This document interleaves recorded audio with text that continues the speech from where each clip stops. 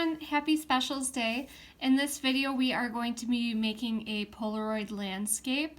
I will have a PDF that you can print out if you want. If you do not have a printer though, you can just follow along with me. What you will need for this project is paper, some scissors, a pencil, a ruler if you have it, and markers or whatever you have to color. So crayons, watercolors, colored pencils would also work. The landscapes that you create today are going to need a background, a middle ground, and a foreground. And on that PDF, I do have an example, so you will see the foreground is the one closest to you, middle ground is right in the middle there, and then the background is the one furthest away from you. To start off, you can use the template on the PDF. Again, if you don't have a printer, what you can do is use a ruler to create a 3" by 3" square.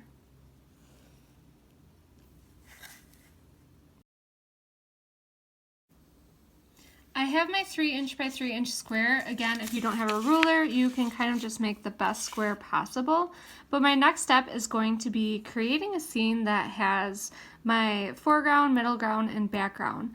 On the sheet that I made, I did say something about how I encourage photo bombers. So photo bombers will probably be in your forefront unless they're somewhere in your background. I am going to create a scene of my family. I'm going to have the photo bomber be my brother Michael. He's the middle child, and when I was younger he photobombed a lot of our pictures. So I'm going to have my brother in the foreground photobombing our picture, a family portrait, and then some kind of background. So I will do a time lapse of that drawing.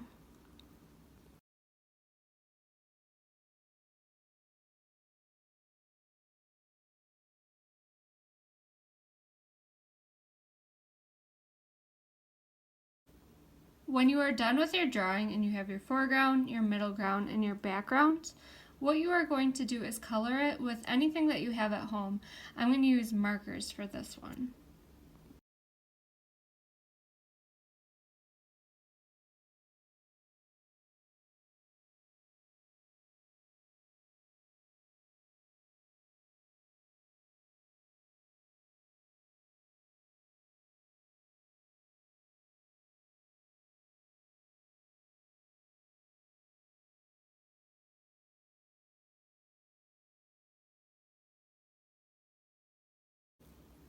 My landscape is all colored, so I can cut it out. I also want to throw in, a few of you guys had emailed me and asked me about what kind of markers I use. It's this brand that I bought. It's called Ohuhu. It's something I found on Amazon. I think it's kind of like a cheap version of Copic markers. So if you wanted to use those, I really enjoy them. I just would say that the colors are kind of unusual. There's not a lot of bright colors. There's more kind of neutral and earthy colors. But anyways, after you have your drawing done, what you are going to do is use your scissors and you are going to cut it out.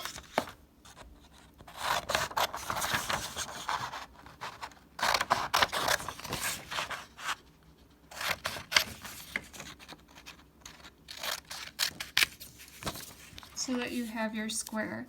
Again, if you don't have a ruler, you can just draw a square to your best ability, but then you are going to grab the rest of your paper. And you are going to draw the back of the Polaroid. So this is going to be right in the middle of your Polaroid. The Polaroid is actually a rectangle with more room on the bottom. So I'm going to draw that with a ruler. Again, if you don't have a ruler though, just kind of make a longer rectangle. I forgot to mention, these are the dimensions of the template. So it's 3.5 by 4.5 height. So 4.5 tall, 3.5 wide, and then your 3 by 3 square is going to go right in the middle here.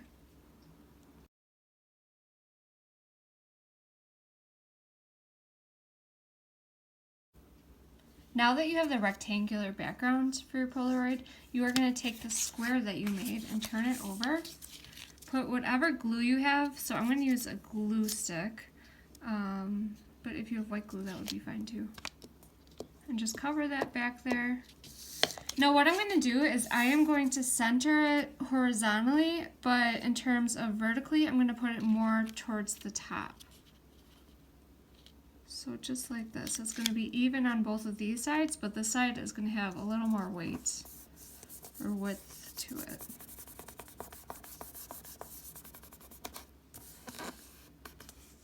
So there is your finished Polaroid. What you can do is you can customize it with a little message on the bottom if you'd like. You could send it to someone, you could share with your family or friends. I would love if you would share with your teacher. But have fun with this, be creative, and enjoy your specials day.